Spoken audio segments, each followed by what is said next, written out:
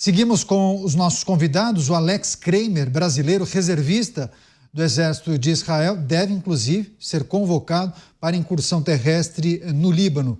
Alex, seja bem-vindo, uma ótima noite a você. Queria, claro, que você trouxesse suas informações sobre as últimas horas, qual é a sua posição, em qual cidade você está e se muito em breve deverá ser chamado para essa nova operação. Eu me lembro que há quase um ano falávamos sobre a ação na faixa de Gaza, né? Você, sniper, especializado em tiros de longa distância. Bem-vindo.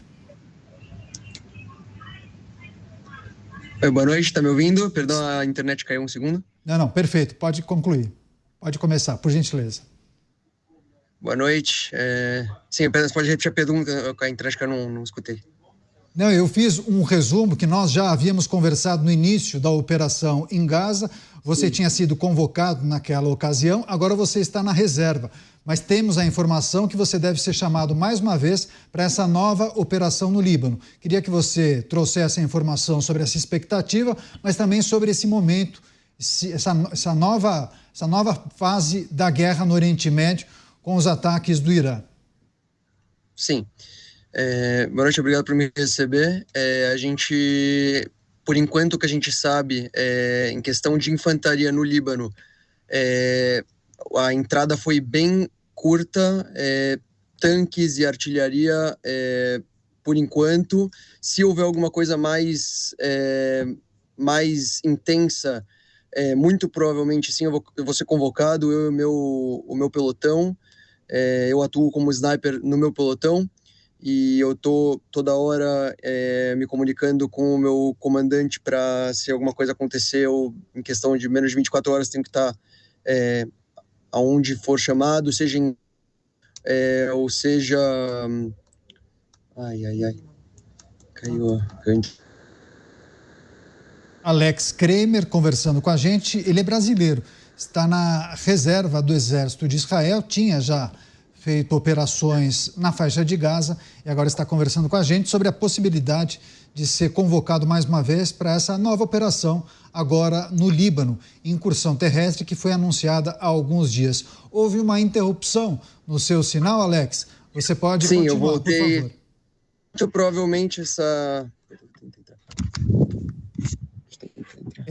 A internet está oscilando demais, a gente acredita que, inclusive, essa situação que envolve o conflito pode atrapalhar a fluidez da internet em algumas localidades em Israel por conta, claro, dos ataques e, naturalmente, uma diminuição no fluxo da internet em algumas cidades. Eu acho que agora a gente já tem o Alex mais uma vez. Você pode concluir sua resposta, Alex, por favor. Perdão pela internet. Muito provavelmente isso é por causa da guerra também. Aqui a internet...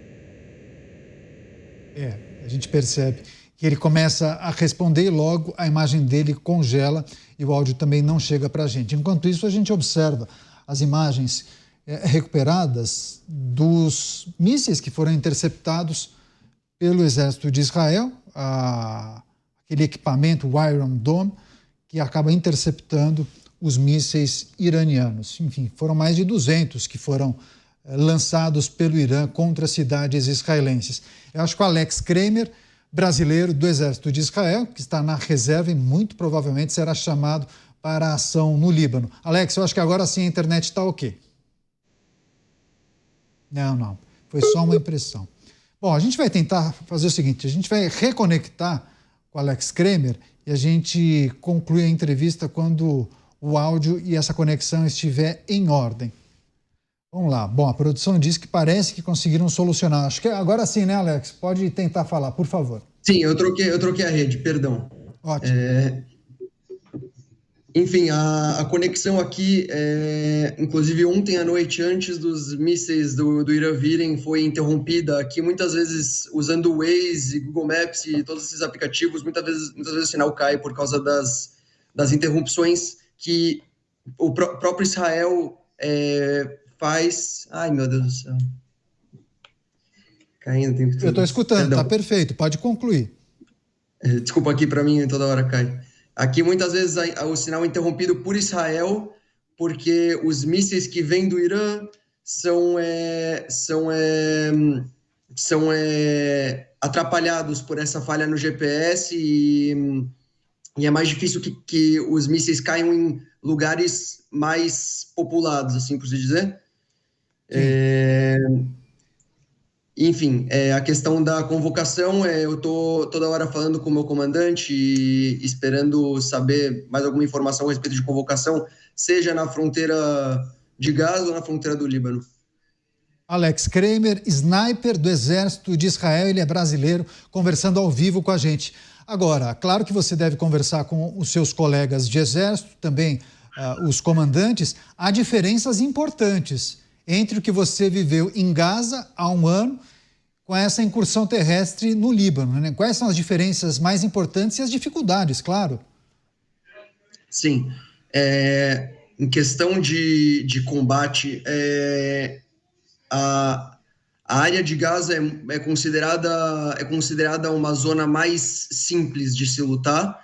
Eu tive cerca de um mês em Gaza, no começo da guerra, um pouco depois do 7 de outubro, quando os terroristas do Hamas invadiram Israel. Tive lá um mês e foi uma guerra muito lenta, muito simples. O combate era como o combate era anos atrás. A gente ia de pouquinho em pouquinho, indo de prédio em prédio, procurando túneis para destruir os túneis que os terroristas do Hamas usam como transporte na faixa de Gaza. Agora, o Líbano é uma região muito montanhosa, é uma região muito mais difícil de se lutar. Já tiveram 2 guerras no Líbano, que Israel lutou contra o Líbano, contra o Hezbollah, e é uma guerra muito mais complicada do que a guerra que tem em Gaza. O Hezbollah é um grupo muito mais bem preparado, muito mais treinado e com muito mais dinheiro. Então, o combate lá se torna muito mais difícil. Sniper do Exército de Israel, Alex Kramer, conversando ao vivo com a gente aqui na Jovem Pan News. Próxima pergunta, Alex, é do nosso comentarista Cristiano Beraldo. Alex, boa noite. Nesse cenário que se encontra hoje, como é que é a estratégia do Exército em termos de quantidade de pessoas? Quer dizer, já houve uma chamada de reservistas do Exército já no ano passado. Agora, o que muda nessa estratégia em relação ao Líbano? Então, boa noite. Em questão de reservistas, desde o 7 de outubro, no próprio 7 de outubro, praticamente todos os reservistas do país foram convocados, e ao longo do tempo começaram a ser liberados mais e mais. Isso também fez parte, às vezes, de acordos que Israel conseguiu chegar com o Hamas em troca de reféns. Parte dos acordos eram a retirada de soldados da faixa de Gaza.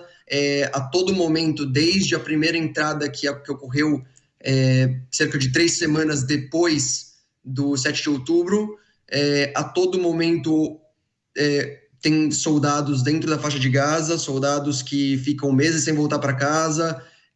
Infelizmente, muitos acabaram perdendo as vidas. São crianças. Eu acabei de sair do Exército um pouquinho depois que a guerra começou. Eu tenho 22 anos. Os soldados que morrem na faixa de Gaza são meninos de 18, 19 anos, que acabaram de começar o Exército, vão para proteger o país, proteger a família. Então, e muitos também que estão lutando na faixa de Gaza, que teriam que lutar lá, pais de família. A idade dos soldados que precisam atuar como reservistas muitas vezes vai até uma idade avançada. Então, isso realmente vai ser decisão dos nossos comandantes. A questão de quantos soldados vão atuar em Gaza, quantos soldados vão atuar no Líbano, e etc. Alex, nós temos mais algumas perguntas para fazer. Quero retomar a nossa entrevista especial. O Alex Kramer, ele é brasileiro, reservista do Exército de Israel, ele é sniper do Exército de Israel, e a gente está repercutindo, claro, os ataques realizados pelo Irã e também falando muito provavelmente, desse chamado para uma nova ação do Exército de Israel, agora não mais em Gaza. Ele participou há alguns meses, mas agora no Líbano, nessa incursão terrestre contra os alvos do Hezbollah. Alex, mais perguntas dos nossos comentaristas. É a vez do Roberto Mota. Alex, boa noite. Eu queria saber como foi a sua experiência de combate. Eu queria saber o que você pode contar para a gente.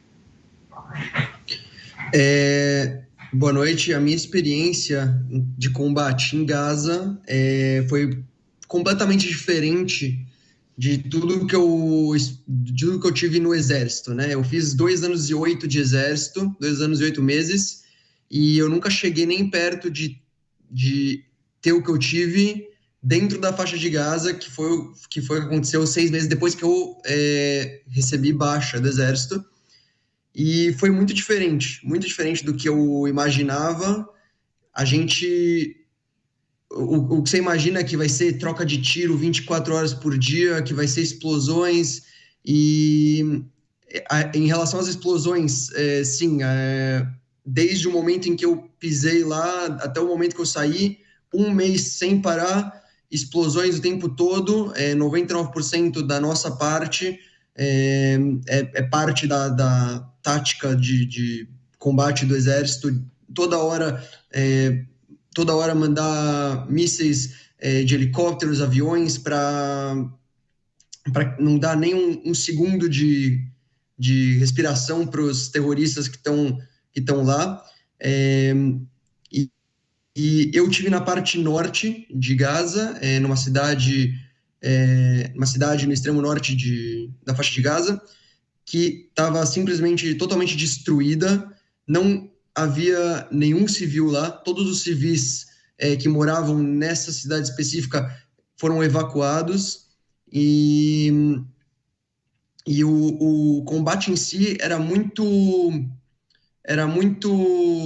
como posso dizer isso,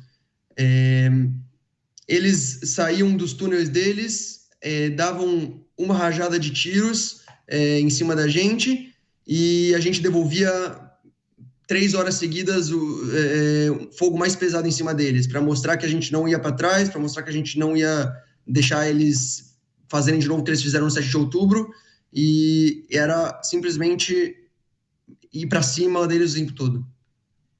Alex Kramer conversando ao vivo com a gente aqui na Jovem Pan News. Ele é reservista do Exército de Israel e muito provavelmente será chamado para essa nova ação, uma nova etapa agora no Líbano. Mais perguntas dos nossos comentaristas. Luiz Felipe Dávila, sua vez, Dávila. Alex, boa noite. Alex, a minha pergunta é o seguinte: como é a interação da inteligência, do uso de inteligência, justamente para dar esse respaldo à ação militar? Isso está cada vez mais presente no campo de batalha, ou isso é uma coisa reservada praticamente ao comando, e aí o comando apenas passa as ordens para a infantaria, o que tem que fazer, ou essa inteligência ela está praticamente parte do cotidiano de um soldado hoje? Boa noite. Eu gostaria de responder essa pergunta com uma experiência própria que eu tive em combate. Isso foi durante o meu serviço militar obrigatório, ou seja, antes da guerra. A gente estava numa operação, numa troca de tiro, e eu, como sniper, eu tenho bastante distância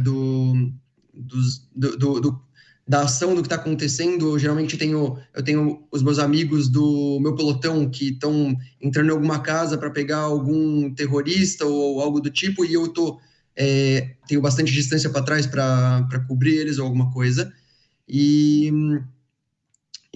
assim que eles foram entrar, começaram a atirar neles, e eu não estava conseguindo encontrar o terrorista que estava tentando atirar neles. Em questão de, sem exagerar, 30 segundos, eu recebi um vídeo no meu telefone do meu comandante que a inteligência israelense mandou para ele, de um árabe palestino que filmou o próprio amigo atirando no meu pelotão. Uma coisa de 30 segundos, uma coisa muito rápida. A inteligência de Israel, sem exagerar, se não é a melhor do mundo, é uma das melhores. Hoje, inclusive, antes dos mísseis do Irã chegarem aqui em Israel, eu estava dirigindo e eu e todos os moradores de Tel Aviv, os moradores do centro de Israel, receberam uma mensagem no celular da Defesa Militar de Israel, dizendo para a gente se prevenir para entrar em algum ambiente protegido. Eu nunca tinha visto isso acontecer antes de mísseis atingirem Israel, ou virem a direção a Israel, porque poucos atingiram. A gente tem o Iron Dome, que são mísseis que interceptam os mísseis que vêm de fora. E foi a primeira vez que eu vi uma tamanha ação da defesa militar que provavelmente pode ter prevenido várias mortes ou pessoas se machucarem com restos de foguetes que caem e podem acabar matando pessoas. Alex Kramer, nosso entrevistado, ele participou da ação em Gaza e, segundo as informações, deve ser chamado também pelo Exército de Israel para participar dessa incursão terrestre no Líbano. Agora, Alex, a situação em Gaza parece já mais controlada em relação ao conflito, mas tem também uma pendência importante, né? Os sequestrados, os israelenses que ainda estão sob o domínio dos terroristas do Hamas. Queria que você trouxesse a percepção da população. Eu não sei exatamente qual é a cidade que você se encontra, mas nós estamos na véspera do Ano Novo Judaico e também às vésperas de completar um ano do ataque, da invasão dos terroristas do Hamas em Israel. Conversamos com o porta-voz do Exército, que inclusive fez menção a esse episódio. Tinha muitos eventos marcados, festividades, celebrações por conta do Ano Novo Judaico, mas também por conta da invasão do dia 7 de outubro. E, claro, essa ação do Irã muito provavelmente vai forçar que esses eventos sejam cancelados, né? Então, muito antes desses foguetes hoje terem sido lançados, eu moro em Tel Aviv, o mais centro que existe em Israel, uma das maiores cidades, e o povo aqui em Tel Aviv é muito dividido, na minha opinião. Existem muitas pessoas que são a favor de continuar mantendo essa guerra em Gaza, não continuar a guerra em Gaza, mas continuar com essa pressão em cima do Hamas, em cima do Hezbollah. E muito mais gente, eu diria até, é a favor de uma troca de reféns e que a guerra simplesmente acabe, que o exército simplesmente pare de pressionar o Hamas e que façam de tudo que for possível para simplesmente recuperar os sequestrados. Eu mesmo tenho um amigo que está sequestrado há um ano, ele foi meu monitor na escola logo quando eu cheguei em Israel, ele chama Eitan, e ele está lá faz um ano. A gente tem informações de que ele está vivo, e é muito difícil para uma pessoa que conhece alguém que está sequestrado ficar simplesmente vendo o que está acontecendo depois de um ano. Sabe, o povo tem famílias, só querem os seus filhos, filhas, irmãos, irmãs de volta. Então, realmente aqui em Tel Aviv fazem manifestações enormes contra o governo, contra o primeiro-ministro Bibi Netanyahu, tentando pressionar o primeiro-ministro a fazer de tudo, fazer agora um acordo com o Hamas para liberar os sequestrados. Alex Kramer, a gente quer agradecer muito, mas eu acho que dá tempo de mais uma questão, mais uma pergunta. O Cristiano Beraldo, sua vez, Beraldo. Alex, você claramente é um soldado apaixonado pelo seu país, que coloca a sua vida em risco para defender Israel, para defender tudo o que Israel significa para você e para a população. Quando você olha para os combatentes do outro lado, seja do Hamas, seja do Hezbollah, o que você percebe que move esse combatente? Porque, no seu caso, Israel está para te proteger. Você disse, né, a tecnologia, a rapidez com que Israel consegue informação, isso tudo é para te proteger. Mas quando a gente olha para esses grupos, o comando do grupo é o primeiro a deixar o seu soldado e civis e crianças e mulheres e quem quer que seja necessário para que o comando se proteja. Como é que você vê esse sentimento do soldado israelense comparado com o soldado desses grupos?